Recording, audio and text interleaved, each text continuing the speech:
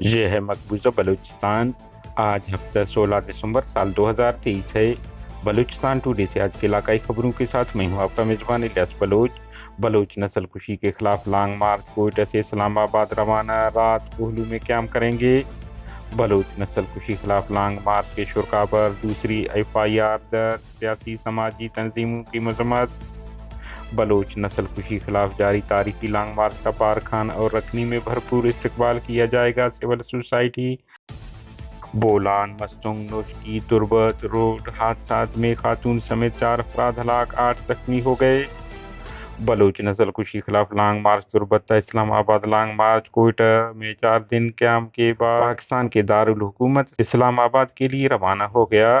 کوہلو میں قیام کے بعد وہاں جبری لاپتہ افراد کے لیے رجسٹریشن کیمپ قائم کریں گے۔ بلوچ یکجہتی کمیٹی کا بیان۔ آپ کوہلو میں اسلام آباد روانگی سے قبل سریاب میں ایک ریلی نکالی گئی، جس میں جبری لاپتہ افراد کے لواحقین کثیر تعداد شریک رہے اور اپنے پیاروں کی بازیابی کا مطالبہ کیا۔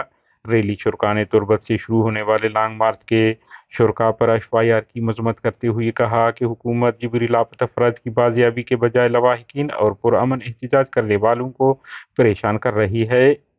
ریلی کے موقع پر بلوچ یکجہتی کمیٹی نے کوہ سلیمان کے بلوچوں کے نام پمفلٹ تقسیم کی، جس میں لکھا گیا تھا کہ وہ بلوچ قوم کی جانب سے گزشتہ 23 دنوں سے ریاستی دہشت گردی اور تشددانہ پالیسیوں کے خلاف بلوچستان بھر میں ایک تحریک جاری ہے کی حمایت کرنے کے لیے خواتین، بزرگ، بچوں سمیت شامل ہو کر لانگ مارچ کا استقبال کریں۔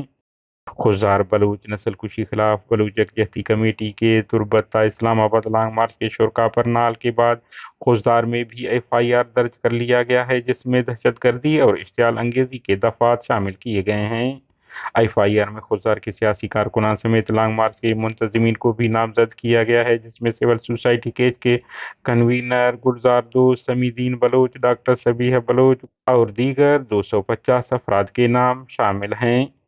حیرانی کی بات یہ ہے کہ FIR میں نامزد لاپتہ رشید اور آصف بلوچ کی ہمشیرہ سائرہ بلوچ کی نام بھی شامل ہے، جو گزشتہ 19 روز سے اسلام آباد احتجاجی کیمپ میں موجود ہیں۔ بولان مرکزی شاہراہ پر لیویز موبائل اور ٹرالر میں تصادم کے نتیجے میں 2 لیویز اہلکار برکت مہیسر اور زاہد تالپور ہلاک ہو گئے۔ مستونگ کھڈکوچہ کے علاقے میں DIG پولیس کے خاندان کے کار کو حادثہ پیش آیا، جس میں ایک خاتون ہلاک، ڈرائیور سمیت 3 افراد زخمی ہو گئے۔ تربت یوسف کیچ کور پل پر زمیات کی ٹکر سے ظفیر ولد محمد بخش ساکن سنگانی سرنامی شخص ہلاک ہوا۔ دریں اسنا نوشکی میں کشنگی کے علاقہ گلنگور کے قریب RCD شاہراہ پر حادثے میں خاتون سمیت 5 افراد زخمی ہو گئے۔